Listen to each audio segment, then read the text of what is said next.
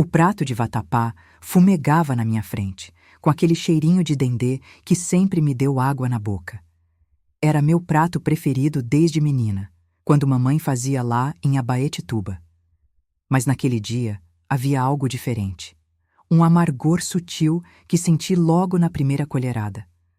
Olhei para minha filha Marlene, que me observava da porta da cozinha com um olhar estranho que nunca vi antes. Come, mãe, fiz com tanto carinho. A colher tremeu na minha mão. Foi quando percebi que o gosto amargo não era só do tempero, era da traição. Engoli mesmo assim, e foi a decisão que me salvou a vida. Meu nome é Raimunda Conceição dos Santos, mas todo mundo aqui em Igarapé-Miri me conhece como Dona Mundinha da Farinha. Tenho 74 anos nas costas, toda torta de tanto carregar saca de mandioca e mexer tacho de farinha desde os 12 anos de idade. Meus dedos são todos tortos de artrite, mas ainda consigo fazer a melhor farinha d'água desse Pará.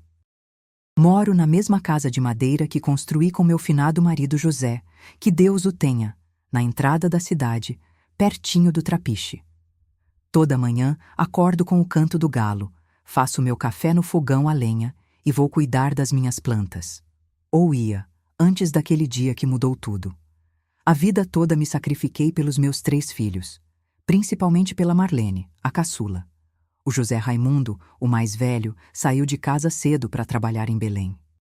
Ligava de vez em quando, mandava um dinheirinho quando podia. A Fátima casou com um rapaz de Abaetetuba e só aparecia nos aniversários e no círio. Mas a Marlene... a Marlene ficou comigo. Era meu xodó, minha companhia. Por ela, vendi farinha debaixo de sol e chuva na feira de Igarapé-Miri por mais de 40 anos. Por ela, economizei cada centavo para pagar a faculdade em Belém. Por ela, abri mão de refazer minha vida quando fiquei viúva. Mãe, a senhora não vai me deixar sozinha, né? Ela dizia com aqueles olhos grandes. E eu, besta, respondia. Claro que não, minha filha. Antes de continuar essa história, gostaria de agradecer ao canal Emoção de Idade pela oportunidade de me deixar contar minha história. E peço a você que está assistindo, se inscreva no canal, deixe seu like, comente de onde você está assistindo e que horas são aí. Todos os dias tem uma história nova aqui.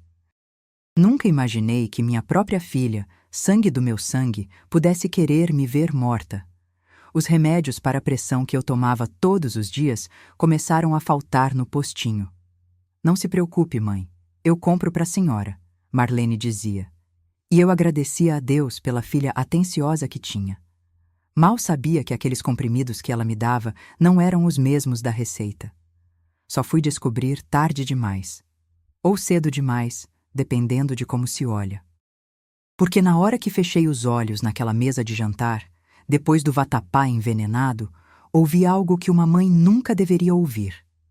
Nasci em 1951, numa comunidade ribeirinha perto de Abaetetuba, no meio dos igarapés, da floresta e dos açaizeiros. Meu pai, seu Raimundo, era seringueiro e pescador. Minha mãe, Dona Joana, fazia farinha e vendia na cidade. Éramos 8 irmãos, e eu era a terceira mais velha. A vida era dura, mas tinha suas alegrias. Lembro do cheiro de peixe moqueado no fogo, das tardes nadando no rio, do barulho da chuva no telhado de palha da nossa casa de madeira. Aprendi cedo que nada vem fácil nessa vida. Com 7 anos, já ajudava a mamãe a descascar mandioca. Com 10, já sabia fazer beiju e farinha sozinha. Nossa casa era simples, de madeira e palha, mas nunca faltou comida na mesa, nem amor. Papai me ensinou a reconhecer os peixes, a remar, a conhecer os segredos da mata. Mamãe me ensinou a força silenciosa das mulheres paraenses, que aguentam o peso do mundo nas costas sem reclamar. Foi com ela que aprendi o ofício da farinha, que mais tarde seria meu ganha-pão. Mundinha, ela dizia, a farinha boa tem que estalar na mão e derreter na boca. Nunca me esqueci disso. Estudei pouco, só até a 4ª série, numa escolinha da comunidade. A professora, Dona Nazaré, dizia que eu tinha cabeça boa para matemática. Sonhava em ser professora também, mas a vida tinha outros planos. Quando fiz 14 anos, Papai ficou doente de malária e nunca mais se recuperou direito. Tive que largar a escola para ajudar mais em casa. Foi nessa época que comecei a ir para a feira em Abaetetuba vender nossa farinha. Na feira, conheci José, meu finado marido. Ele trabalhava num barco que levava mercadoria entre Abaetetuba e Belém. Um rapaz alto, forte, de fala mansa e sorriso fácil. No começo, só trocávamos olhares. Depois, começamos a conversar quando ele passava pela minha barraca. "Essa farinha é a melhor da feira", ele dizia. E eu, boba, corava toda. Depois de 6 meses de conversa e olhares, ele me pediu em namoro. Papai desconfiou no começo, mas acabou aceitando. Nos casamos em 1970, eu com 19 anos, ele com 23. Foi uma festa simples na igreja de São Miguel, com muita comida, cachaça e forró pé de serra. Depois de casados, decidimos nos mudar para Igarapé-Miri, onde José tinha um pedaço de terra que herdou do avô. Construímos nossa casa com nossas próprias mãos, perto do Trapiche. José continuou trabalhando nos barcos e eu comecei a plantar mandioca e fazer farinha para vender. No primeiro ano de casados, veio o José Raimundo, nosso primogênito. 2 anos depois, nasceu a Fátima. E em 1975, chegou a Marlene, nossa caçula. José era um bom marido, trabalhador. Não era de beber muito, nem de andar com outras mulheres, como muitos por aqui. Ele sempre dizia: "Mundinha, um dia a gente vai dar estudo para os nossos filhos, coisa que a gente não teve." E foi por isso que a gente se matou de trabalhar. Eu acordava antes do sol nascer para fazer farinha, e só parava quando a lua já estava alta no céu. José fazia viagens cada vez mais longas nos barcos, chegando a ficar semanas fora. Tudo para juntar dinheiro para o futuro dos meninos. O José Raimundo, desde pequeno, mostrou que tinha espírito aventureiro como o pai. Aos 17 anos, anunciou que ia para Belém trabalhar e estudar. Arrumou emprego como ajudante de pedreiro e se virou como pôde. Hoje é mestre de obras, casou com uma moça de lá e me deu 2 netos. A Fátima era mais quieta, estudiosa. Terminou o 2º grau em Igarapé-Miri, conheceu o Antônio, filho de um comerciante de Abaetetuba, casaram e foram morar lá. Ela trabalha na farmácia do sogro e tem 3 filhos. A Marlene sempre foi diferente. Desde pequena, tinha um olhar esperto, calculista. Na escola, tirava as melhores notas. Os professores diziam que ela tinha futuro. E foi nela que decidimos apostar todas as nossas fichas. José fazia horas extras nos barcos e eu aumentei minha produção de farinha. Abrimos uma barraquinha na feira de Igarapé-Miri, onde Marlene me ajudava nos fins de semana. As pessoas começaram a procurar especificamente pela farinha da Dona Mundinha, que ficou conhecida em toda a região. Em 1992, quando Marlene estava terminando o 2º grau, José adoeceu. Começou com uma tosse que não passava, depois veio a fraqueza, o emagrecimento. Os médicos de Igarapé-Miri não descobriam o que era. Quando finalmente conseguimos levá-lo a Belém, descobrimos que era um câncer no pulmão, já avançado. 3 meses depois, meu José partiu. Deixou-me viúva aos 41 anos, com 3 filhos e um sonho pela metade: ver a Marlene formada. Foi o período mais difícil da minha vida. O José Raimundo já estava em Belém. A Fátima estava noiva. Só restamos eu e Marlene na casa de madeira perto do Trapiche. Chorei escondido por muitas noites, mas de dia enxugava as lágrimas e ia trabalhar. Dobrei minha produção de farinha, comecei a fazer também tapioca e beiju para vender. Contratei o seu Benedito para me ajudar na roça e a dona Severina para moer a mandioca. Não podia parar, não podia desistir. Marlene queria fazer faculdade de administração em Belém e eu tinha prometido ao José que realizaria esse sonho. Consegui juntar dinheiro suficiente para alugar um quartinho em Belém e pagar a faculdade particular da Marlene. Era cara, consumia quase tudo que eu ganhava. Mas eu economizava em tudo, comia o mínimo, não comprava roupa nova, não ia ao médico mesmo quando precisava. Marlene ia e voltava nos fins de semana, e eu vivia para aqueles momentos. Como estão as aulas, filha? Eu perguntava ansiosa. Ela contava sobre os professores, os trabalhos, as notas boas que tirava. Meu peito se enchia de orgulho. Em 1997, Marlene se formou. Foi o dia mais feliz da minha vida depois do nascimento dos meus filhos. Coloquei meu único vestido bom, aquele azul de flores que guardava para ocasião especial. Peguei o barco para Belém e assisti à formatura com lágrimas nos olhos. Essa vitória é sua, mãe, Marlene disse ao me abraçar. Pensei que agora ela arrumaria um bom emprego, talvez em Belém, talvez voltasse para Igarapé-Miri e me ajudasse. Mas Marlene tinha outros planos. Mãe, quero fazer especialização no Recife, ela me disse 1 mês depois da formatura. Senti meu coração apertar. Mais despesas, mais tempo longe, mas como negar? Se é o que você quer, filha, a gente dá um jeito, respondi. E dei um jeito. Vendi um pedaço de terra que tinha herdado do meu pai, aumentei a produção de farinha mais uma vez, passei a fazer doce de cupuaçu e licor de açaí para vender também. Trabalhava de domingo a domingo, de madrugada a madrugada. Marlene ficou 2 anos no Recife. Voltava raramente, só nas festas de fim de ano. Quando terminou a especialização, pensei: agora sim, ela vai se estabelecer, quem sabe até casar, me dar netos. Mas não. Mãe, consegui um estágio em São Paulo, ela anunciou por telefone. Meu coração afundou, mas forcei um sorriso na voz. Que bom, minha filha, que oportunidade boa. Os anos foram passando. Marlene foi ficando em São Paulo, arrumou emprego numa empresa grande, ganhava bem, segundo dizia, mas nunca mandava dinheiro para casa. Estou investindo na minha carreira, mãe, explicava quando eu, muito raramente, tocava no assunto. Eu continuava na lida da farinha, cada vez mais cansada, os dedos cada vez mais tortos de artrite, as costas doendo cada vez mais.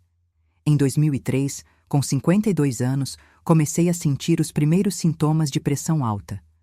O médico do posto receitou remédios, disse para eu diminuir o sal e o trabalho pesado. Mas como? Em 2007, sofri um pequeno derrame. Nada grave, graças a Deus, mas foi um susto.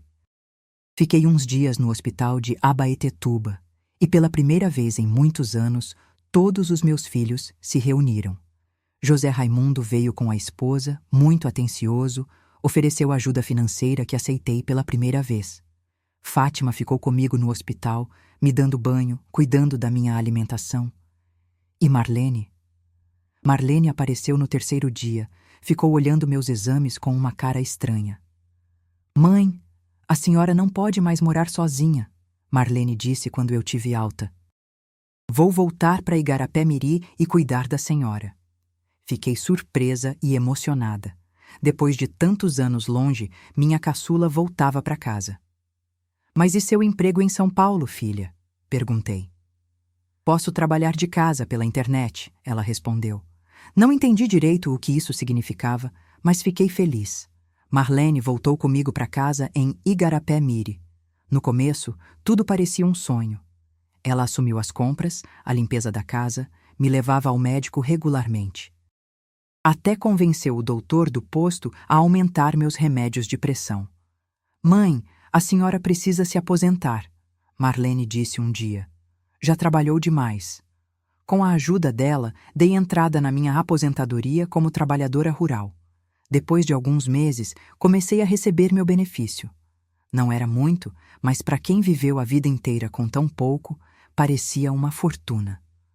Foi aí que comecei a notar mudanças sutis no comportamento da Marlene. Ela se ofereceu para administrar meu dinheiro, dizendo que eu já estava velha e podia ser enganada. Passou a fazer compras sem me consultar. Sempre dizia que as coisas estavam caras demais. Quando eu perguntava sobre o dinheiro que sobrava, ela desconversava. Já guardei para a senhora, mãe. Não se preocupe. Um dia, fui ao banco com a vizinha, Dona Nazaré, e descobri que minha conta estava quase zerada, tendo apenas o suficiente para aquele mês. Quando confrontei Marlene, ela ficou furiosa. A senhora está duvidando de mim? Depois de tudo que fiz, voltando para esse fim de mundo para cuidar da senhora? Senti uma pontada no coração. Será que estava sendo injusta? Afinal, ela tinha largado a vida em São Paulo para cuidar de mim. Pedi desculpas e não toquei mais no assunto. Mas as coisas começaram a piorar. Marlene saía muito de casa. Dizia que ia resolver coisas na cidade, mas voltava com cheiro de bebida. Comecei a notar objetos sumindo de casa. A aliança de ouro que foi do meu José, o relógio antigo da sala, minhas poucas joias. Quando perguntava, ela dizia que tinha guardado em lugar seguro ou mandado consertar. Eu fingia acreditar, mas o coração apertava de desconfiança. Outro sinal foi o telefone. Sempre que tocava, Marlene corria para atender e ia falar no quarto, de porta fechada. Uma vez, peguei sem querer. Era um homem. Falavam sobre dinheiro, sobre quando a velha vai partir.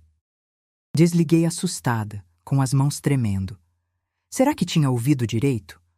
Quando contei para Marlene, ela riu. Mãe, a senhora está ficando caduca. Era meu chefe de São Paulo, falando sobre uma cliente idosa que vai viajar. Os remédios começaram a me deixar estranha. Às vezes sentia muito sono, outras vezes tontura, palpitações.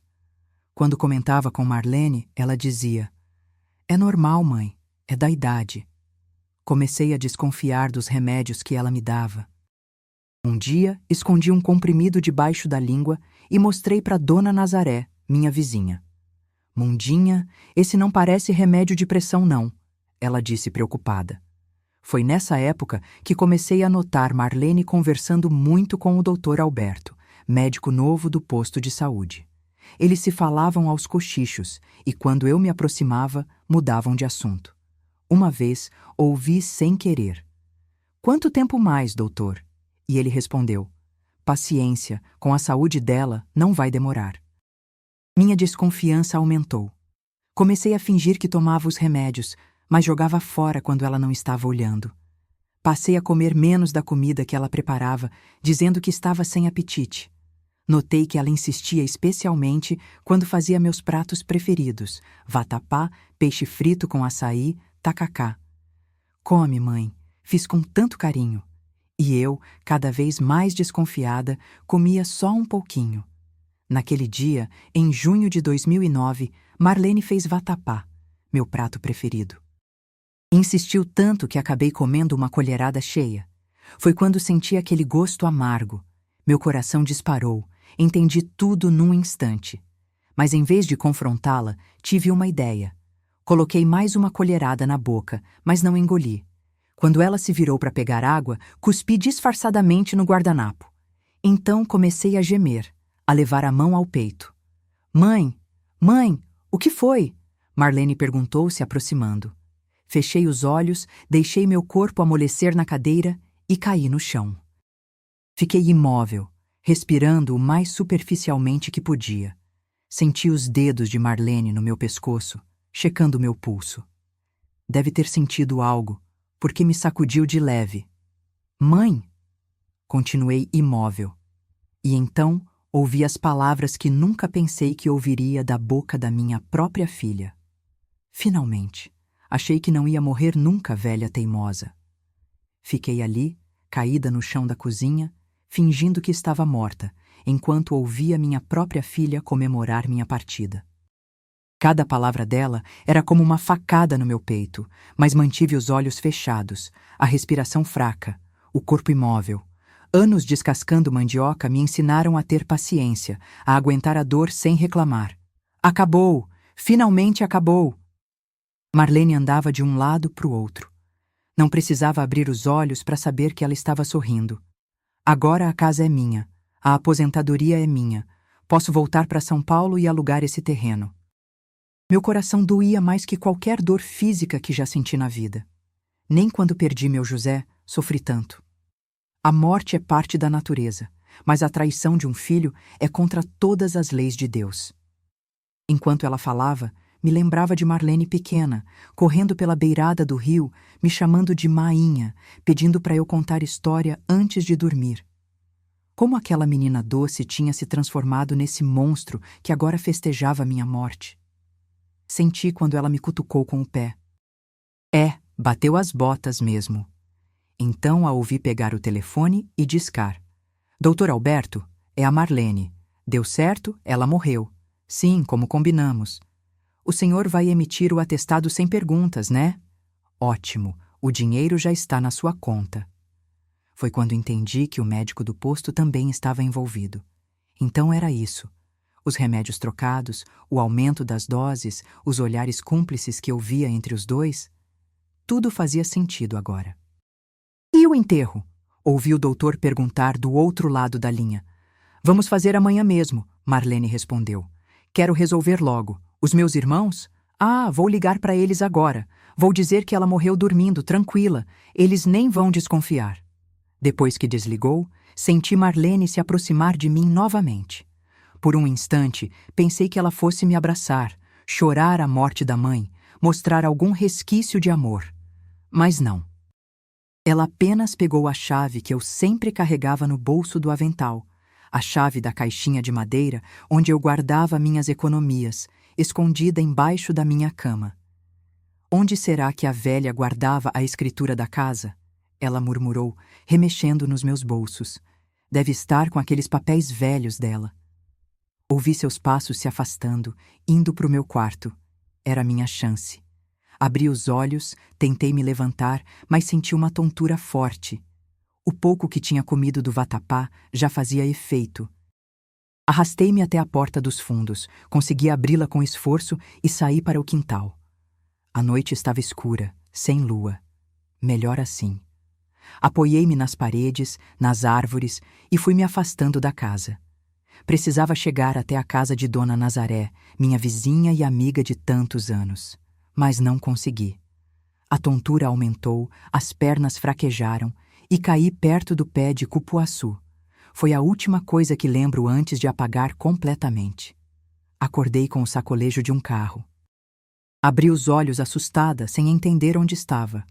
Vi um homem de branco dirigindo e, ao meu lado, o Dr. Alberto. Estávamos na ambulância do posto de saúde. Ela acordou, o motorista disse alarmado. Impossível, o doutor respondeu, se virando para mim.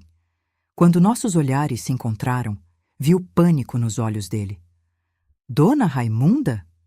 O que estão fazendo comigo? Consegui murmurar, a voz fraca. Calma, senhora, o doutor gaguejou. A sua filha nos ligou dizendo que a senhora tinha morrido. Estamos levando a senhora para o necrotério de Abaetetuba, completou o motorista ingênuo. Como aqui em Igarapé-Miri não tem. O doutor lançou um olhar furioso para o rapaz, que se calou na hora. Entendi tudo. Eles estavam me levando para o necrotério. Me dariam como morta e ninguém nunca saberia a verdade. Mas Deus tinha outros planos. O veneno não foi suficiente, ou talvez eu fosse mais forte do que Marlene pensava. Socorro! Tentei gritar, mas saiu apenas um sussurro. Ela tentou me matar. Ela está delirando, o doutor disse rapidamente. É o rigor mortis começando, causa contrações que parecem movimentos vitais. Já vi isso antes. O motorista parecia confuso, mas continuou dirigindo. Eu tentava organizar os pensamentos na minha cabeça atordoada. Precisava fazer alguém acreditar em mim, alguém além daquele médico corrupto. Chegamos ao pequeno hospital de Abaetetuba. 2 homens vieram nos receber com uma maca. Fui colocada sobre ela e levada para dentro. Tentei falar novamente, mas minha voz não saía. O Dr. Alberto andava ao meu lado dizendo para os enfermeiros: morte natural, pressão alta descompensada. Já atestei o óbito. Levem direto para o necrotério. Fui transportada por corredores frios até uma sala mais fria ainda. O cheiro de formol era forte, enjoativo. Um homem de meia idade, usando jaleco branco e óculos, nos recebeu na porta. Mais um, Dr. Mário? Ele perguntou. Hoje está movimentado. Este é um caso simples, respondeu Alberto. Idosa, hipertensa, morte natural. A família já foi avisada e virá pela manhã providenciar o funeral. O legista, que depois descobri chamar-se Dr. Paulo Ribeiro, apenas assentiu e fez sinal para que colocassem minha maca numa espécie de mesa de metal. Dr. Alberto se despediu rapidamente e saiu com o motorista, me deixando ali, dada como morta. Quando a porta se fechou, fiquei sozinha com o legista. Ele começou a preencher alguns papéis, de costas para mim. Era minha chance. Reuni todas as forças que me restavam e sussurrei: "Me ajude, estou viva." O Dr. Paulo deu um pulo, derrubando a prancheta. Virou-se para mim com os olhos arregalados. "Meu Deus do céu!" exclamou, se aproximando rapidamente. Checou meu pulso, colocou o estetoscópio no meu peito. "A senhora está mesmo viva. Como pode? O atestado de óbito já está assinado." "Minha filha", consegui dizer, a voz um pouco mais forte. "Tentou me envenenar, o médico está junto." O legista olhava para mim como se eu fosse uma aparição. Correu para trancar a porta e voltou para o meu lado. "A senhora consegue me contar o que aconteceu?" Com muito esforço, falando devagar e baixo, contei tudo. O vatapá envenenado, as palavras de Marlene quando me achou morta, a conversa com o doutor, o plano para ficar com minha casa e minha aposentadoria. O Dr. Paulo ouvia tudo atentamente, os olhos arregalados de espanto. "Isso é gravíssimo", ele disse quando terminei. "Precisamos chamar a polícia imediatamente." Mas eu estava fraca demais, precisava de cuidados médicos. O Dr. Paulo era um homem bom, temente a Deus. Chamou uma enfermeira de confiança, explicou a situação de forma resumida e pediu que ela trouxesse soro e medicamentos para desintoxicação. Enquanto isso, ligou para a delegacia de Abaetetuba. "Delegado Hélio, aqui é Paulo, do IML. Temos uma situação de emergência que o senhor precisa ver pessoalmente." Em menos de 20 minutos, o delegado Hélio Mendonça chegou ao necrotério. Era um homem alto, negro, de expressão séria. Ouvi toda a explicação que o Dr. Paulo deu, e depois o delegado se aproximou de mim. "Dona Raimunda, a senhora está em condições de prestar depoimento oficial?" Fiz que sim com a cabeça. A medicação que a enfermeira me dera já estava fazendo efeito, e eu conseguia falar um pouco melhor. Durante quase 1 hora, contei tudo novamente, com mais detalhes. O delegado gravou tudo e tomou notas. "É um caso de tentativa de homicídio, com premeditação e envolvimento de profissional de saúde", ele concluiu. "Vamos agir imediatamente." A enfermeira me levou para um quarto reservado do hospital, onde continuei recebendo tratamento para a intoxicação. O delegado pediu sigilo total sobre meu estado.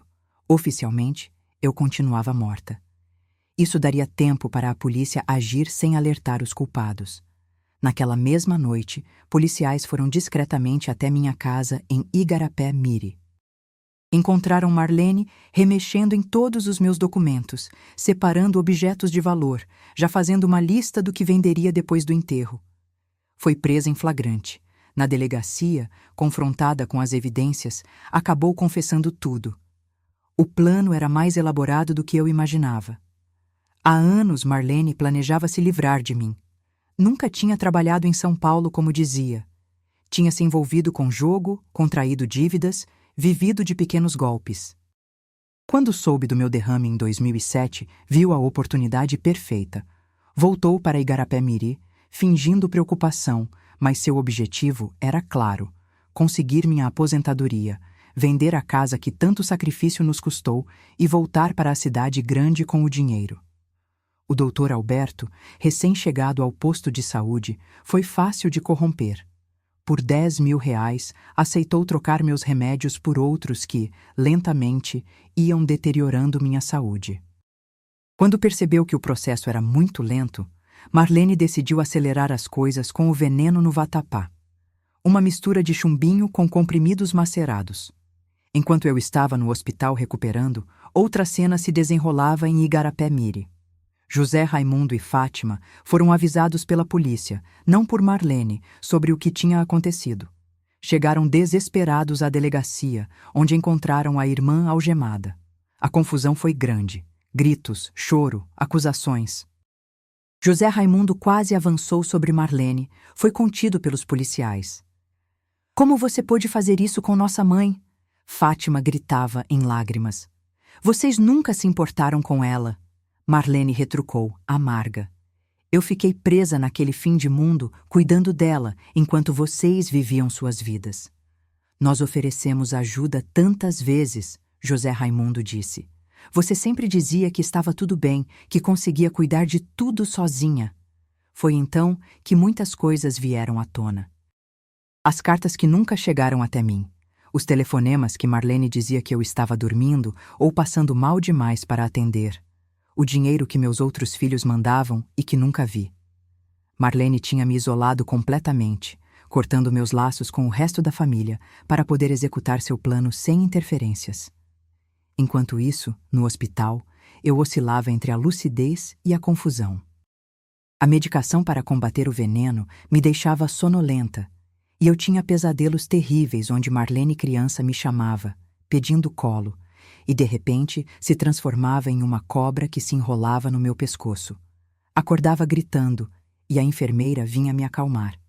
Calma, dona Mundinha, a senhora está segura agora. No terceiro dia, já estava bem melhor fisicamente. O Dr. Paulo vinha me visitar regularmente, trazendo notícias. O Dr. Alberto também tinha sido preso, e ambos aguardavam julgamento. Meus filhos, José Raimundo e Fátima, tinham vindo me visitar, chorando de alívio por me verem viva, pedindo perdão por não terem percebido o que estava acontecendo. A culpa não é de vocês, meus filhos, eu disse, segurando suas mãos. Marlene enganou a todos nós. O delegado Hélio apareceu no quarto naquela tarde. Sentou-se ao lado da minha cama, tirou o chapéu em sinal de respeito. Dona Raimunda, a investigação está praticamente concluída. Sua filha e o médico confessaram tudo. Vão responder por tentativa de homicídio qualificado, com agravantes de motivo torpe, meio cruel e abuso de relação doméstica. A pena pode chegar a 30 anos. Senti uma mistura de alívio e tristeza profunda. Justiça seria feita, mas a que preço? Minha própria filha passaria décadas na cadeia. O que eu tinha feito de errado na criação dela para chegarmos a esse ponto? E quando será o julgamento? Perguntei. Em breve, mas primeiro teremos a audiência de instrução. A senhora terá que testemunhar, confrontar sua filha face a face. Está preparada para isso? Não, eu não estava preparada. Como uma mãe pode estar preparada para olhar nos olhos da filha que tentou matá-la? Mas assenti mesmo assim. Estarei lá, seu delegado. Quero olhar nos olhos dela e perguntar por quê. Só isso que quero saber. Por quê? Os dias que se seguiram foram de recuperação e preparação. José Raimundo e Fátima se revezavam para ficar comigo no hospital. Quando recebi alta, não pude voltar para minha casa em Igarapé-Miri. Era uma cena de crime, e além disso, as lembranças seriam dolorosas demais. Fiquei na casa de Fátima em Abaetetuba, cercada pelos netos que tentavam me animar, me fazer esquecer. Mas como esquecer algo assim? À noite, sozinha no quarto, eu revivia tudo em minha mente. Onde tinha errado com Marlene? Será que o amor que dei a ela não foi suficiente? Ou foi amor demais que a tornou egoísta, que a fez achar que merecia tudo sem esforço? Eu me lembrava dela criança, adolescente, adulta, buscando sinais que tivesse perdido, pistas do que ela se tornaria. O mais difícil era admitir que, mesmo depois de tudo, eu ainda a amava. Que mãe deixa de amar um filho, por pior que seja o que ele tenha feito?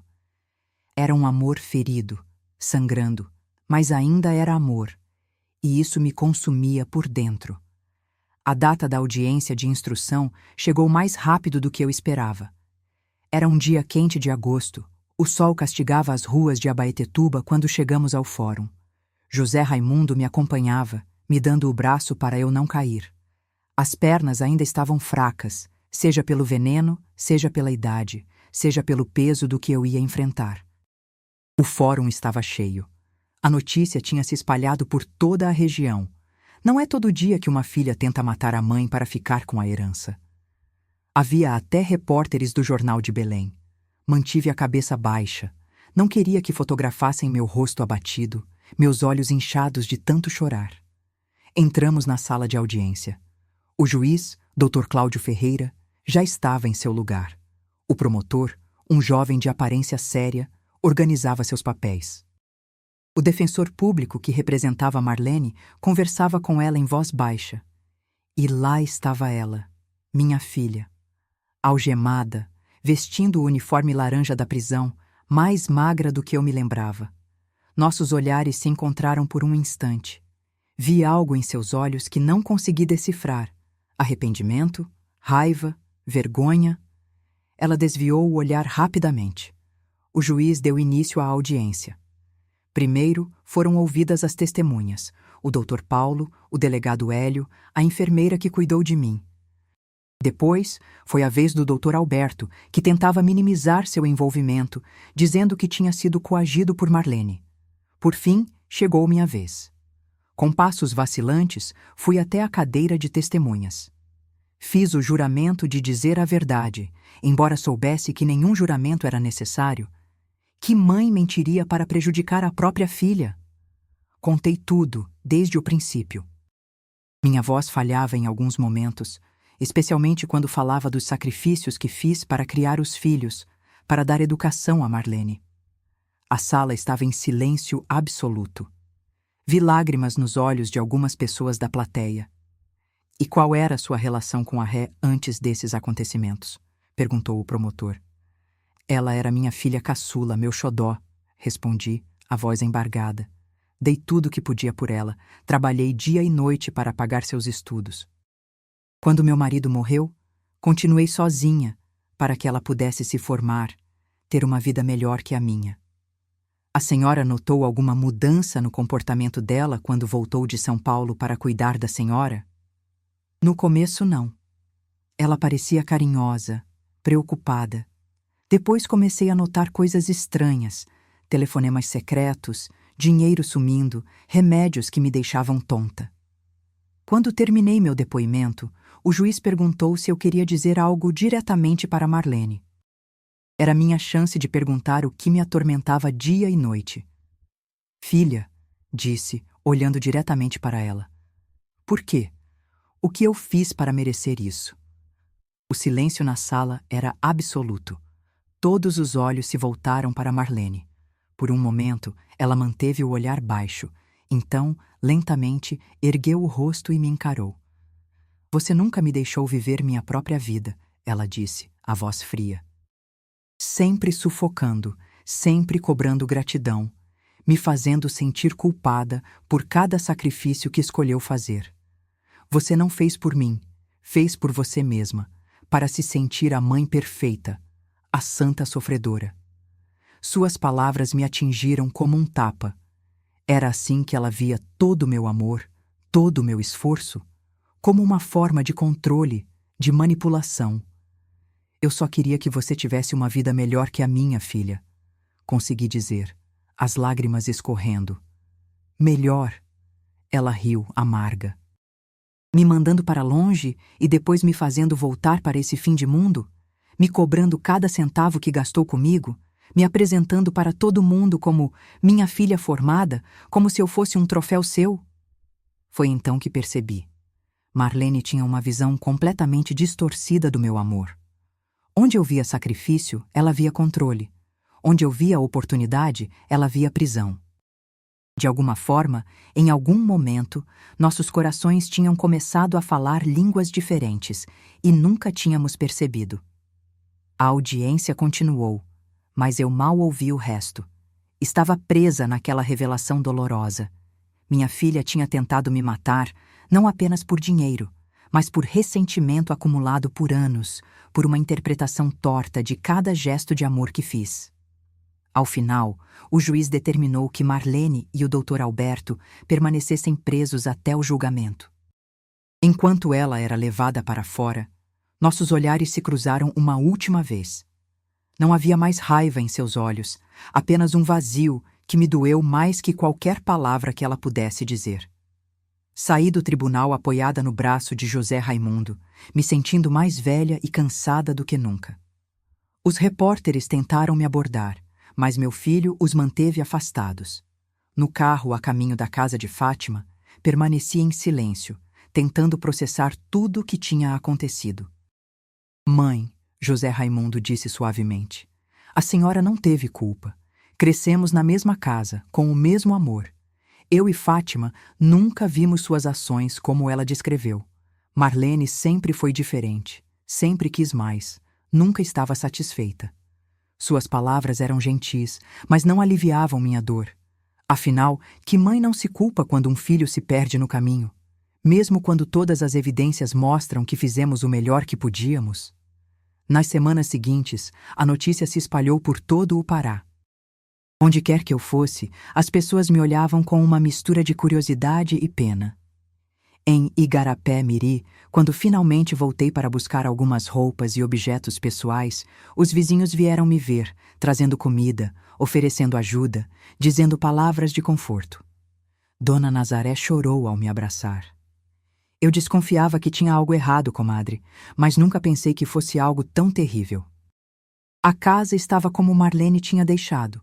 Uma bagunça de papéis revirados, gavetas abertas, objetos fora do lugar. No quarto dela, encontrei algo que me quebrou ainda mais o coração. Um caderno, uma espécie de diário, onde ela planejava tudo, friamente. Havia anotações sobre os remédios, seus efeitos, cálculos de quanto valiam a casa e o terreno, até uma lista de perguntas frequentes para quando os parentes perguntassem sobre minha morte. Como alguém que eu carreguei no ventre, amamentei, ninei nas noites de febre, podia ter se transformado nesse monstro calculista? 3 meses se passaram até o dia do julgamento. Eu tinha ido morar com José Raimundo em Belém, pois precisava de tratamento médico regular. O veneno tinha deixado sequelas nos meus rins, e eu fazia hemodiálise 2 vezes por semana. Os médicos diziam que, com o tempo, eu poderia me recuperar completamente, mas a minha idade não ajudava. Durante esse tempo, tive muito tempo para pensar, para conversar com o pastor da igreja que José Raimundo frequentava, para rezar pedindo entendimento. Aos poucos, comecei a aceitar que talvez nunca entendesse completamente por que Marlene tinha feito o que fez. Algumas feridas são profundas demais para serem compreendidas, alguns caminhos tortos demais para serem endireitados. Uma semana antes do julgamento, recebi uma visita inesperada na casa de José Raimundo. Era o delegado Hélio, aquele mesmo que tinha cuidado do meu caso desde o início. Dona Raimunda, ele disse, depois que nos sentamos na sala. Descobrimos algo que acho que a senhora precisa saber antes do julgamento. Ele tirou da pasta algumas folhas impressas. Eram extratos bancários, de uma conta em nome de Marlene em um banco de Belém. Os valores me deixaram de queixo caído. Sua filha vinha recebendo depósitos regulares nos últimos 2 anos. Valores altos, de uma empresa de incorporação imobiliária, o delegado explicou. Investigamos e descobrimos que essa empresa tem interesse em terrenos na beirada do rio, em Igarapé-Miri, exatamente onde fica sua casa. Mas por quê? Perguntei confusa. Estão planejando construir um resort, um hotel para turistas que querem conhecer a Amazônia. Sua casa e terreno estão exatamente no meio da área que eles querem. Todos os outros vizinhos já venderam, só faltava a senhora. Foi como se um raio de entendimento me atingisse. Não era apenas minha aposentadoria ou o valor da casa velha de madeira que Marlene queria, era o terreno, que agora valia uma fortuna para esses empresários de fora. Quanto estavam pagando a ela? Gaguejei. Encontramos comprovantes de 3 depósitos de R$50 mil, respondeu o delegado. E uma promessa de mais 200 mil quando a venda do terreno fosse concluída. 250 mil reais. Uma fortuna para alguém como eu, que tinha vivido a vida inteira contando cada centavo. E Marlene estava disposta a me matar por isso. Tem mais uma coisa, continuou o delegado.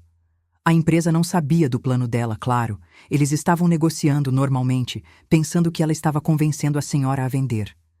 Quando souberam o que aconteceu, romperam qualquer contato e estão colaborando com a investigação. Aquela informação mudou tudo para mim. Não que tornasse as ações de Marlene menos graves, mas pelo menos havia um motivo concreto, além do ressentimento, a ganância, pura e simples. De certa forma, era mais fácil de aceitar do que pensar que ela me odiava tanto a ponto de querer me ver morta, só por rancor. Obrigada por me contar isso, seu delegado, disse, enxugando uma lágrima teimosa. Vai ser mais fácil encará-la no tribunal sabendo disso. No dia do julgamento, o fórum de Abaetetuba estava lotado. O caso tinha ganhado repercussão estadual, tinha saído até no Jornal Liberal. Novamente, José Raimundo e Fátima estavam ao meu lado, me dando força. O julgamento durou o dia inteiro. Todas as evidências foram apresentadas, os depoimentos, os laudos médicos que comprovavam o envenenamento, o diário de Marlene com os planos detalhados, os extratos bancários mostrando os pagamentos da incorporadora. O doutor Alberto, tentando reduzir sua pena, testemunhou contra Marlene, detalhando como ela o tinha procurado, oferecido dinheiro, explicado o plano.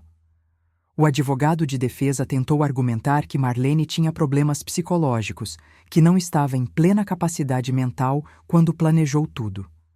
Mas os laudos psiquiátricos realizados durante a prisão provisória indicavam o contrário.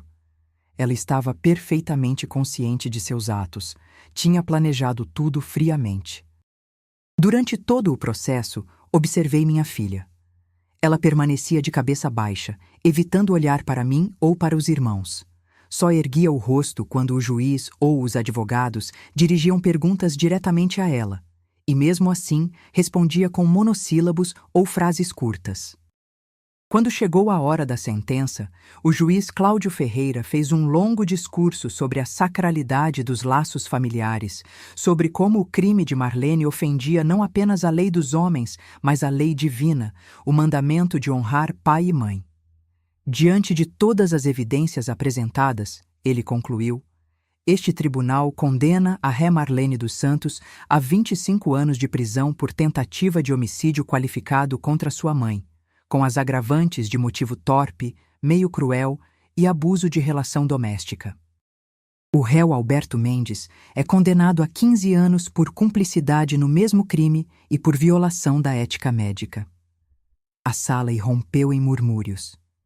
Eu permaneci imóvel, sentindo uma mistura contraditória de alívio e dor.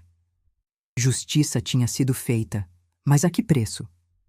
Minha filha passaria os próximos 25 anos, talvez o resto da minha vida, atrás das grades.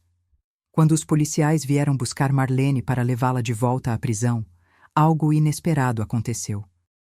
Ela parou na minha frente, ergueu o rosto e, pela primeira vez desde o início do julgamento, olhou diretamente nos meus olhos. Eu sinto muito, mãe, ela disse, a voz quase um sussurro. Não pelo que fiz, mas pelo que nos tornamos. Antes que eu pudesse responder, ela foi levada para fora. Fiquei ali, sentada, tentando entender o que aquelas palavras significavam. Não era um pedido de perdão, não era um reconhecimento de culpa, mas era algo.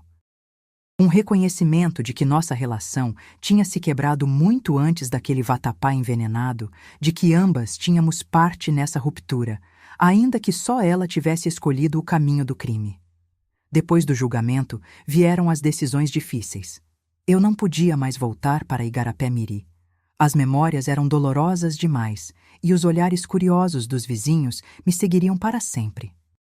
Mas também não queria ser um peso para José Raimundo ou Fátima, que tinham suas próprias famílias, suas próprias vidas. Foi nesse momento que descobri meu trunfo, a carta na manga que mudaria tudo. O delegado Hélio, que continuou acompanhando o caso mesmo após a condenação, veio me visitar novamente. Dona Raimunda, ele disse, a incorporadora que estava negociando com sua filha quer falar com a senhora. Eles mantêm o interesse no seu terreno e querem fazer uma oferta direta, sem intermediários. Num primeiro momento, a ideia de vender o terreno onde vivi tantos anos, onde criei meus filhos, onde fui feliz com José, me pareceu uma traição às minhas próprias raízes. Mas depois, comecei a ver isso de outra forma. Aquele lugar já estava marcado pela traição verdadeira, pelo veneno, pelas mentiras. Talvez fosse hora de um novo começo. Encontrei-me com os representantes da empresa no escritório do advogado que José Raimundo tinha contratado para me ajudar. Eram 2 homens jovens, de terno e gravata, com pastas cheias de papéis e plantas. Dona Raimunda, disse um deles, Eduardo era seu nome, lamentamos profundamente tudo o que a senhora passou. Nossa empresa não tinha ideia do que sua filha planejava.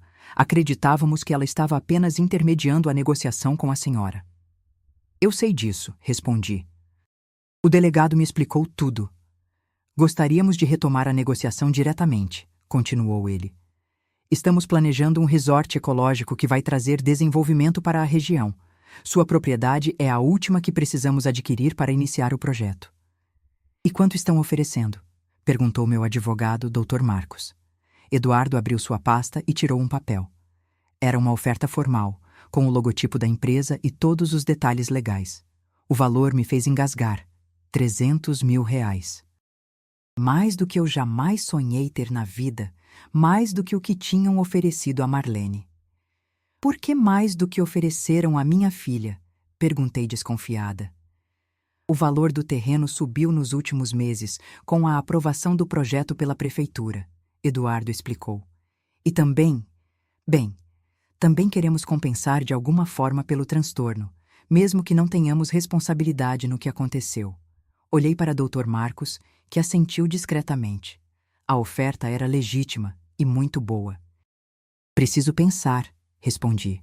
Aquela casa tem muitas lembranças. Claro, senhora, disse Eduardo, entregando um cartão. Tome o tempo que precisar. Nos dias que se seguiram, conversei muito com José Raimundo, com Fátima, com o pastor, com Deus nas minhas orações. Finalmente, tomei minha decisão. Aceitaria a oferta, mas com uma condição.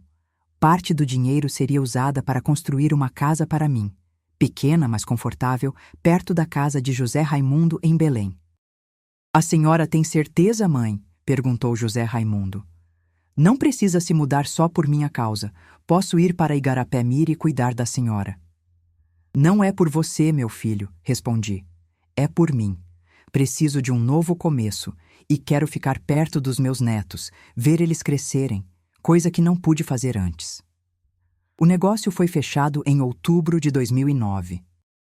R$300 mil, dos quais 100 mil foram para a construção da minha nova casa, um sobradinho simples mas bonito, no bairro do Telégrafo, em Belém.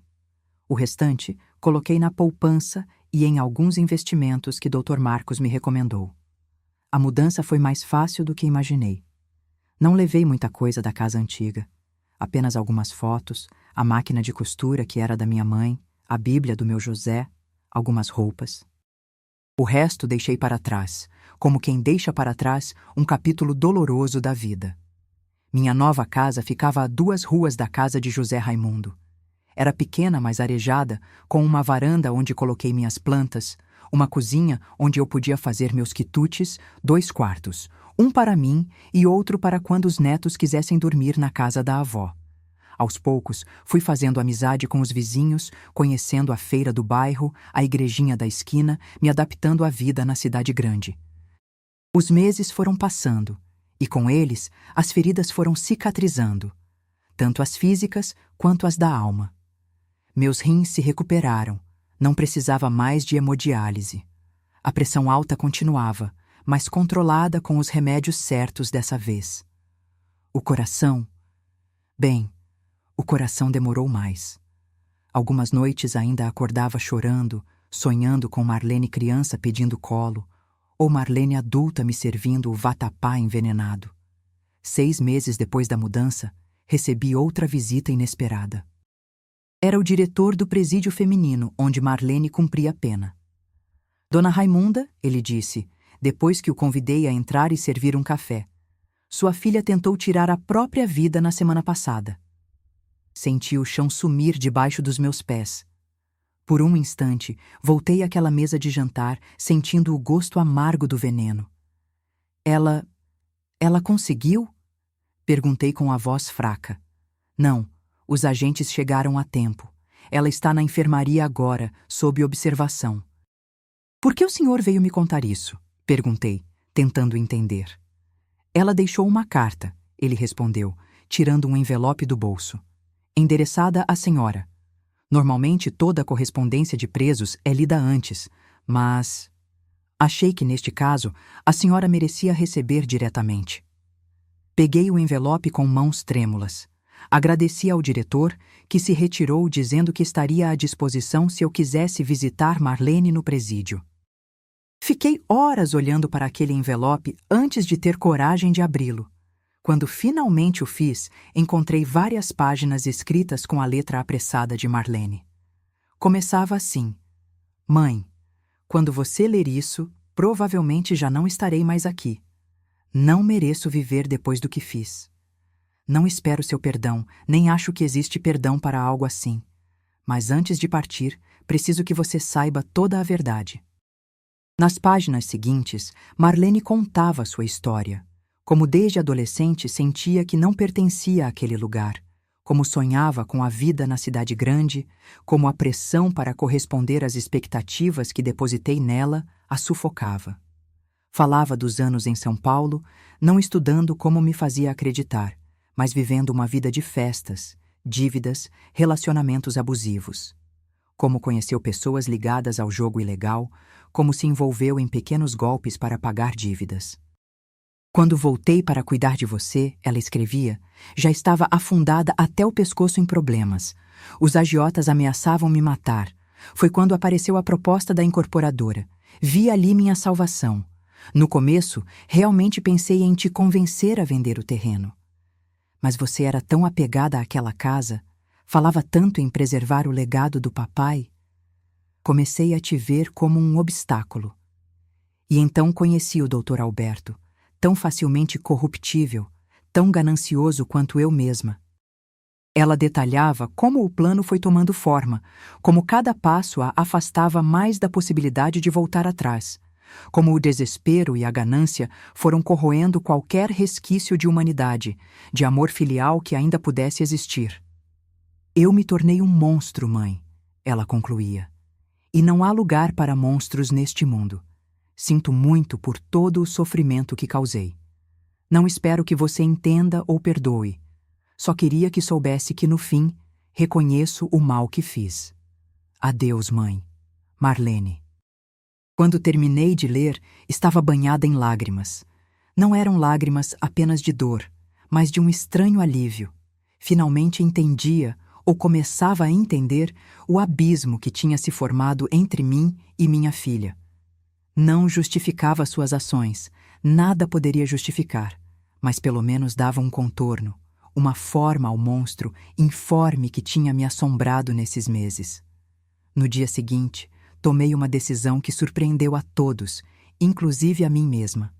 Fui visitar Marlene no presídio. O lugar era frio, impessoal, com cheiro de desinfetante e desespero. Fui conduzida por corredores cinzentos até uma sala de visitas, onde várias detentas conversavam com familiares. Esperei sentada a uma mesa de metal, as mãos inquietas sobre o colo. Quando Marlene entrou, quase não a reconheci. Estava muito mais magra, o rosto marcado, olheiras profundas, os cabelos que sempre foram sua vaidade, agora cortados rentes ao couro cabeludo. Usava o uniforme laranja do presídio e tinha bandagens nos pulsos, marcas da tentativa de suicídio. Ela parou ao me ver, como se não acreditasse que eu estava realmente ali. Uma guarda a empurrou levemente, indicando que se sentasse à minha frente. Por longos momentos, ficamos em silêncio, sem saber como começar. Você recebeu minha carta, ela finalmente disse. Não era uma pergunta. Recebi, respondi. Por isso estou aqui. Não precisava ter vindo. Eu entendo se você me odeia. Eu não te odeio, Marlene, disse, surpreendendo a nós duas. Eu queria. Deus sabe como eu tentei te odiar esses meses. Seria mais fácil, mas não consigo. Você é minha filha. Ela começou a chorar, primeiro silenciosamente, depois em soluços que sacudiam todo o seu corpo magro. Chorava como uma criança, sem filtros, sem controle. Não me movi para consolá-la. Aquela distância entre nós ainda era necessária, talvez sempre seria. Por que tentou se matar? Perguntei quando ela se acalmou um pouco. Não aguento mais viver com o que fiz, ela respondeu, enxugando as lágrimas com a manga. Cada noite, sonho com você caída no chão da cozinha. Cada dia, lembro do seu rosto no tribunal. Não mereço viver depois disso. A vida não é sobre merecer, filha, respondi, surpresa com a sabedoria que saía da minha boca. É sobre seguir em frente, mesmo depois dos piores erros. É sobre tentar consertar o que pode ser consertado. Nada pode consertar o que eu fiz, ela disse, amarga. Não, nada pode. Mas você pode escolher o que faz com o resto da sua vida, mesmo aqui dentro. Conversamos por quase 1 hora. Não foi uma conversa fácil. Havia muita dor, muita mágoa, muitas perguntas, sem resposta completa. Mas foi um começo, um pequeno degrau numa escada longa e íngreme que talvez, um dia, nos levasse a algum tipo de reconciliação. Antes de ir embora, disse a ela: não volto a Igarapé-Miri. Vendi o terreno para a incorporadora. Estou morando em Belém agora, perto do seu irmão. Vi um lampejo de surpresa em seus olhos, talvez até de inveja. No fim, eu tinha feito exatamente o que ela planejava, só que de forma honesta, sem sangue nas mãos. Foi uma boa decisão, ela disse finalmente. Você merece um novo começo. Todos merecemos, filha. Até você. Quando saí do presídio naquele dia, senti como se um peso enorme tivesse sido tirado dos meus ombros. Não era perdão. Ainda não estava pronta para isso. Talvez nunca estivesse completamente. Era algo diferente, mais sutil, mais complexo. Era compreensão, era a aceitação da realidade como ela era, não como eu gostaria que fosse. Era o reconhecimento de que mesmo nas histórias mais escuras, há sempre um fio de luz, por mais tênue que seja. Nos meses que se seguiram, estabeleci uma rotina na minha nova vida em Belém. Comecei a frequentar a igreja do bairro, fiz amizade com outras senhoras do grupo de oração, passei a ajudar na cozinha do centro comunitário, ensinando as moças mais jovens a fazer farinha, beiju, tapioca como só quem nasceu no interior do Pará sabe fazer. Meus netos vinham me visitar quase todos os dias depois da escola. José Raimundo e sua esposa, Clarice, jantavam comigo 1 vez por semana. Fátima ligava regularmente, vinha me ver um fim de semana por mês. A vida foi tomando um ritmo novo, diferente, mas não sem alegrias. 1 vez por mês, ia ao presídio visitar Marlene. Não eram visitas fáceis, mas aos poucos fomos reconstruindo algo. Não o que tínhamos antes, isso estava perdido para sempre. Mas algo novo, baseado na verdade, por mais dolorosa que fosse. Ela começou a participar de um programa de reabilitação na prisão, estudando, fazendo trabalhos manuais, até dando aulas para outras detentas que não sabiam ler. Em uma dessas visitas, 1 ano depois do julgamento, levei algo que tinha guardado todo esse tempo. A velha aliança de ouro do meu José, que Marlene tinha escondido para vender, e que a polícia tinha encontrado entre suas coisas. Isso é seu por direito, disse, colocando o anel sobre a mesa. Seu pai queria que ficasse com você quando eu partisse. Marlene olhou para a aliança por um longo tempo, sem tocá-la. Então, lentamente, empurrou-a de volta para mim. Guarde mais um pouco, mãe. Quando eu sair daqui, se eu merecer, você me dá. Aquele pequeno gesto me disse mais que muitas palavras. Mostrava que algo estava mudando dentro dela, que talvez, apenas talvez, a Marlene que eu conheci, que eu criei com tanto amor, não estivesse completamente perdida. Quando os anos foram passando, e hoje aqui estou, em 2025, com 74 anos nas costas, olhando para trás e vendo como a vida dá voltas que a gente nunca espera. Marlene continua na prisão, já cumpriu 16 anos de sua pena. Com bom comportamento e trabalho na prisão, existe a possibilidade de progressão para o regime semiaberto em breve. A casa em Igarapé-Miri já não existe mais. No lugar, agora há um resort bonito que dizem trazer turistas de todo o mundo para conhecer a Amazônia. Às vezes me pergunto se fiz bem em vender, em deixar para trás o lugar onde passei tantos anos. Mas depois lembro daquela mesa de jantar, do vatapá envenenado, das palavras cruéis de Marlene quando me achou morta, e sei que foi a decisão certa. Minha vida agora é simples, mas boa. Tenho minha casinha, meus netos que já estão moços. O mais velho, filho do José Raimundo, já está na faculdade estudando engenharia. Tenho minhas amigas da igreja, minhas plantas, minhas receitas que todo mundo pede. Tenho saúde, considerando a idade e tudo que passei. Tenho paz. O tempo é um rio que corre sem parar, meu filho. Às vezes manso, às vezes bravo, mas sempre seguindo seu caminho. 16 anos se passaram desde aquele dia terrível em que minha própria filha tentou me tirar deste mundo. E aqui estou eu, com 74 anos, ainda respirando, ainda aprendendo, ainda tentando entender os mistérios do coração humano. Nestes anos todos morando em Belém, aprendi a viver uma vida diferente da que conheci por tanto tempo em Igarapé-Miri. No começo foi difícil. O barulho dos carros, a pressa das pessoas, o calor que parece pior na cidade grande, sem as brisas do rio que sempre refrescavam minha varanda antiga. Mas aos poucos fui me adaptando, criando meu cantinho de paz nesse mundo agitado. Minha casa no bairro do Telégrafo virou um pedacinho do interior na cidade grande. No quintal pequeno, mas bem cuidado, plantei ervas medicinais, um pé de cupuaçu que já dá frutos, manjericão para temperar a comida. Na cozinha, continuei fazendo minha farinha, em menor quantidade, claro, mas com o mesmo capricho de sempre. Logo, os vizinhos começaram a bater na minha porta. Dona Mundinha, tem um pouquinho daquela farinha boa para vender? Aos poucos, montei uma clientela fiel.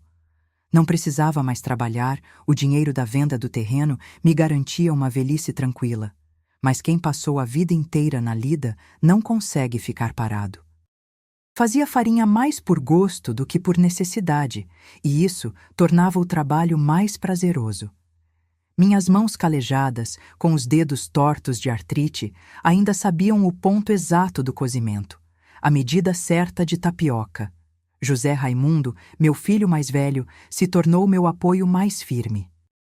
Todo domingo vinha almoçar comigo. Trazia a esposa Clarice e os 3 filhos. João Pedro, o mais velho, hoje com 25 anos, já formado em engenharia.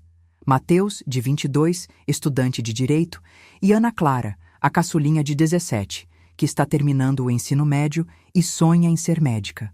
Foi ela quem mais se apegou a mim, sempre querendo ouvir histórias da minha juventude, aprender minhas receitas, entender como era a vida no interior antes da internet, dos celulares, dessas modernidades todas. Vó, conta de novo como a senhora conheceu o vovô José na feira. Ela me pedia, mesmo já sabendo a história de cor. E eu contava, revivendo aqueles momentos, mantendo viva a memória do meu marido que Deus levou cedo demais. Fátima, minha filha do meio, continuou morando em Abaetetuba com o marido e os filhos, mas vinha me visitar regularmente. Seus filhos já estão grandes também. A Juliana já me deu até um bisneto, o pequeno Miguel, que está com 3 anos e é a alegria da minha velhice. Quando ele vem me visitar, a casa ganha vida nova com sua correria, suas risadas, suas perguntas sem fim. Bisa, por que seu dedo é torto? Ele pergunta tocando minhas mãos deformadas pela artrite. É de tanto fazer farinha para alimentar seus avós quando eram pequenos como você, respondo. E ele fica olhando admirado, como se minhas mãos tortas fossem medalhas de alguma guerra antiga. E tem a Marlene. Ah, a Marlene. A ferida que nunca cicatriza completamente, a espinha que sempre volta a inflamar quando penso que já sarou.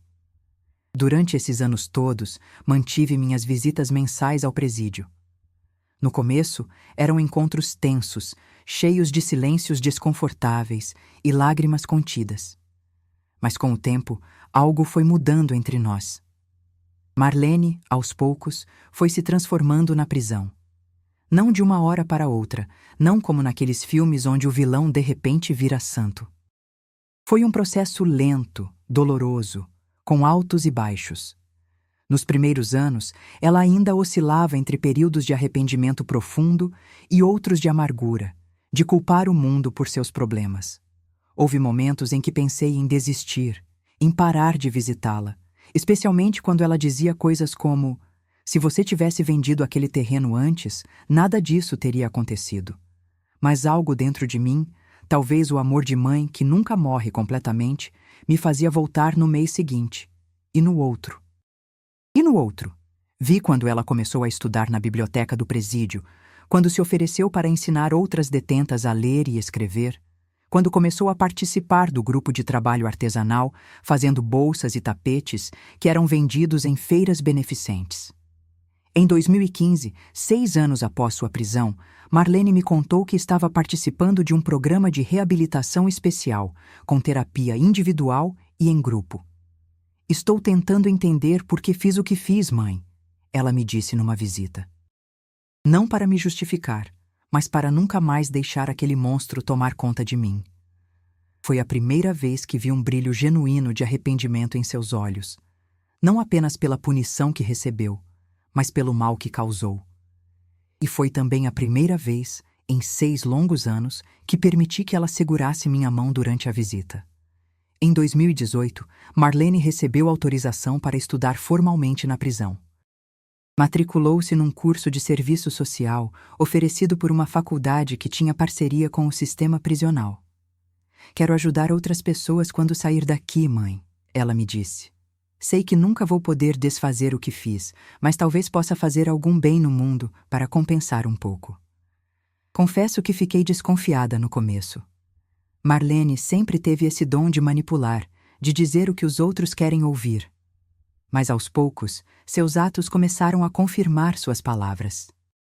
Os agentes penitenciários comentavam seu comportamento exemplar. Outras detentas passaram a procurá-la para aconselhamento. Até mesmo o diretor do presídio, numa ocasião, me parou para dizer: sua filha está realmente mudando, dona Raimunda. Não é fingimento, não é só para conseguir benefícios, é uma mudança genuína. Em 2020, Marlene formou-se no curso de serviço social, com honras. Não pude ir à cerimônia que foi realizada dentro do presídio. Minha saúde já não era a mesma, e a pandemia que assolava o mundo tornou tudo mais complicado. Mas José Raimundo foi representando a família e trouxe fotos que guardo até hoje. Marlene com o diploma na mão, sorrindo um sorriso diferente daquele que eu conhecia. Não era o sorriso calculista de antes, mas algo mais sereno, mais maduro. Foi por essa época que as visitas presenciais foram suspensas devido à pandemia. Passamos quase 2 anos nos comunicando apenas por cartas e, ocasionalmente, por chamadas de vídeo que o presídio organizava. Foram tempos difíceis para todos. Eu, com quase 70 anos na época, estava no grupo de risco. Fiquei praticamente isolada na minha casa, dependendo dos meus filhos e netos para fazer compras, trazer remédios.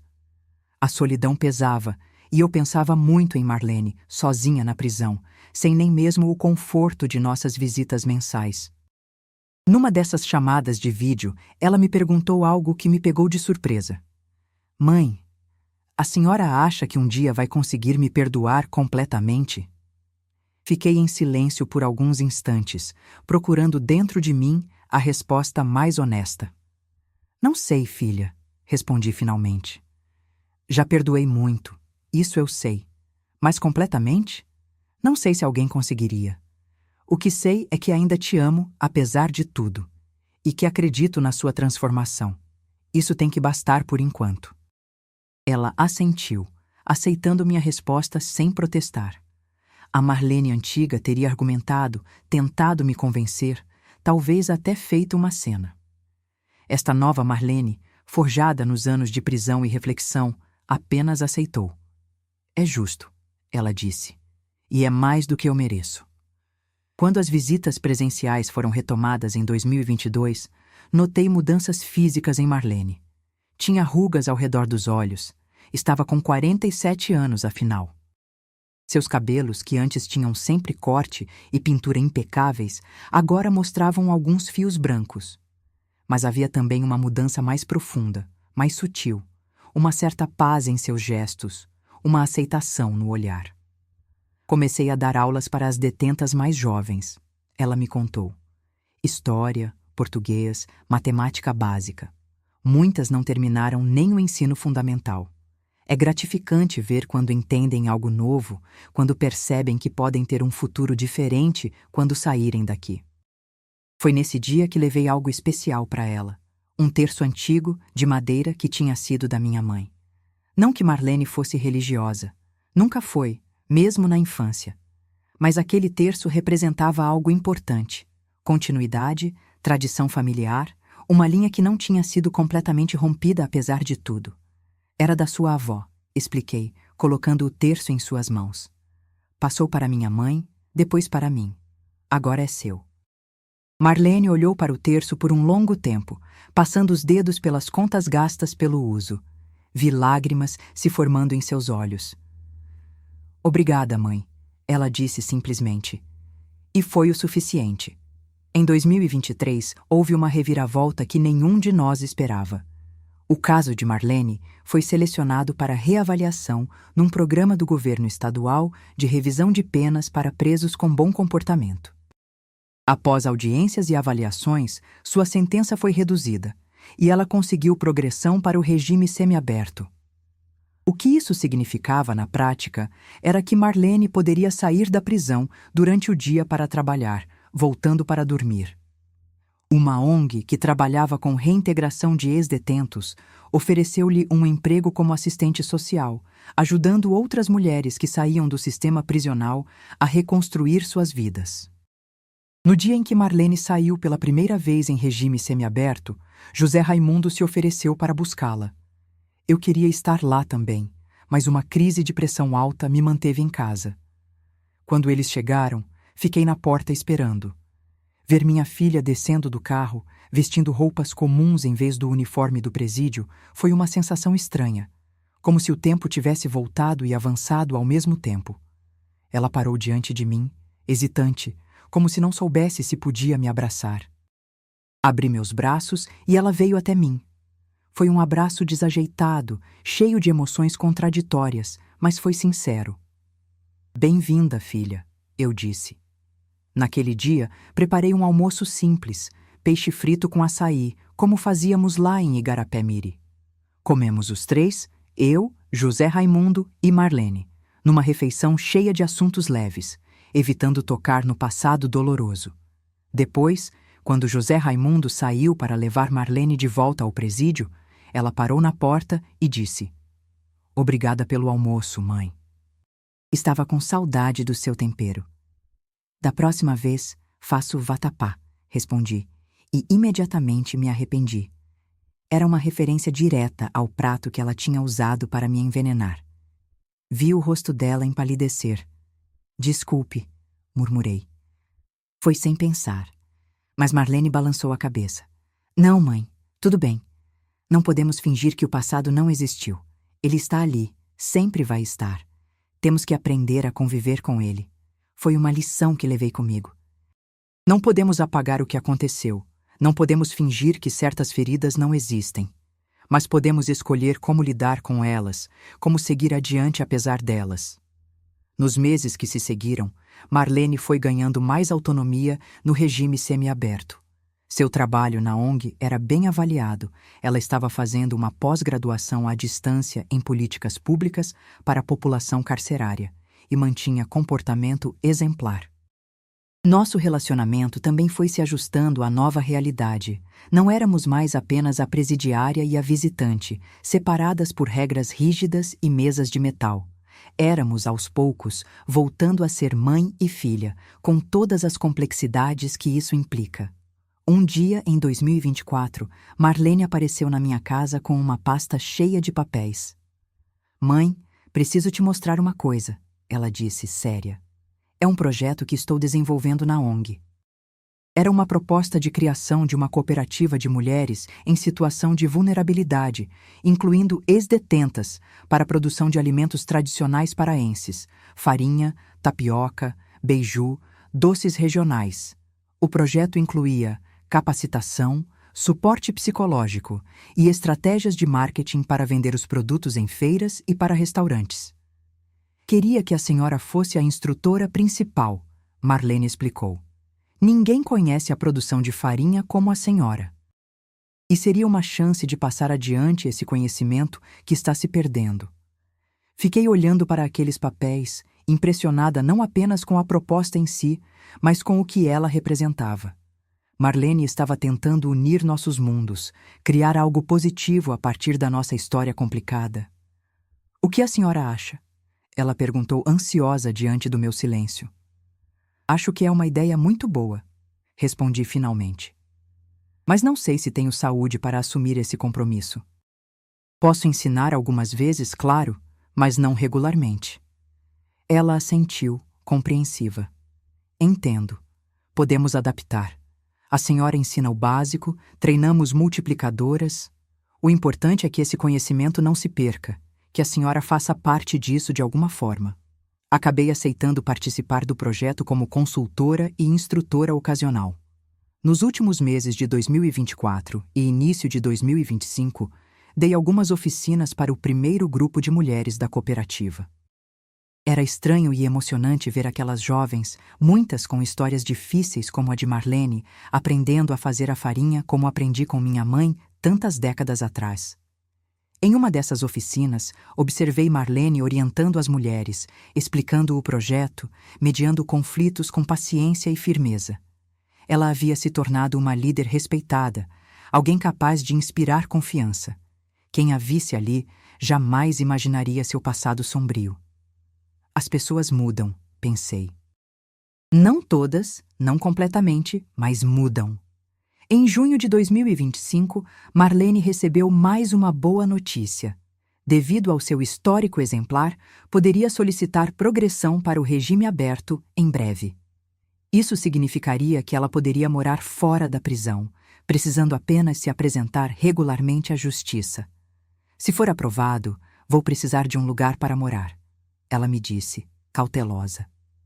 Estava pensando em alugar um quartinho perto da ONG. Ficamos em silêncio por um momento. A pergunta não formulada pairava no ar. Seria possível Marlene voltar a morar comigo? Estávamos prontas para isso? Vamos esperar a aprovação primeiro, respondi, não querendo me comprometer ainda. Depois conversamos sobre isso. E assim chegamos a novembro de 2025, o momento presente em que conto esta história.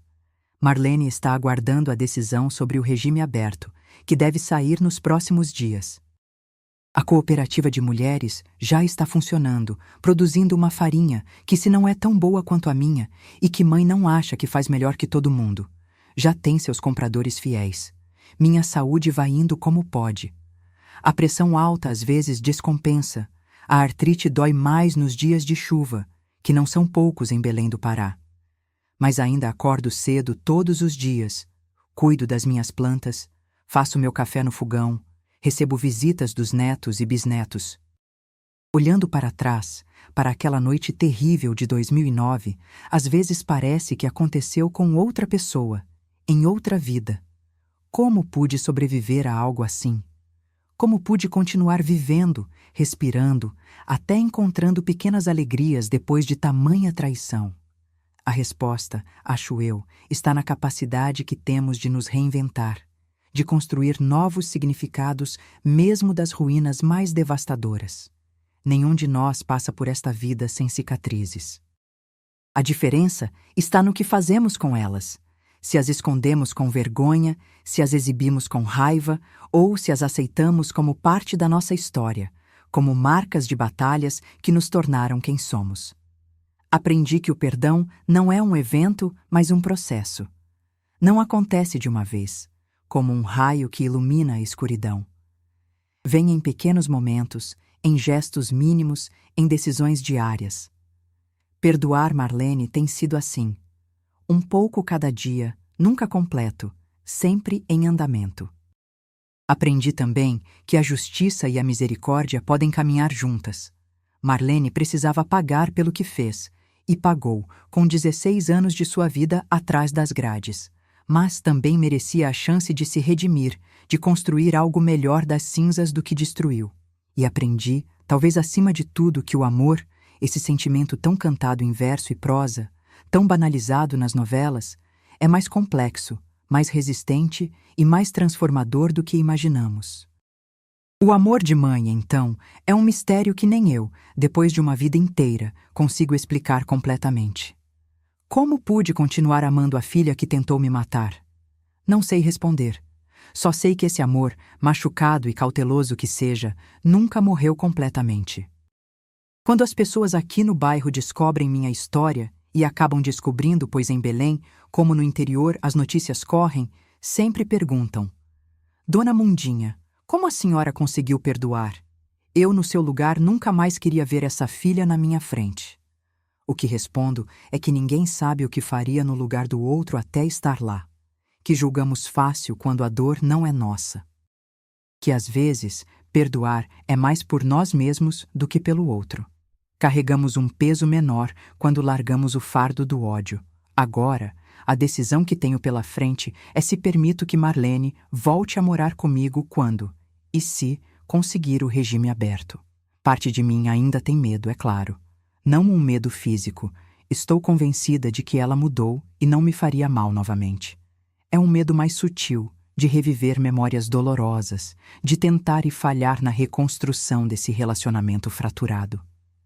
Outra parte de mim, porém, vê nisso uma oportunidade de cura final, de fechar um círculo que ficou aberto por tantos anos. Tenho 74 anos, não sei quantos mais Deus me dará nesta terra.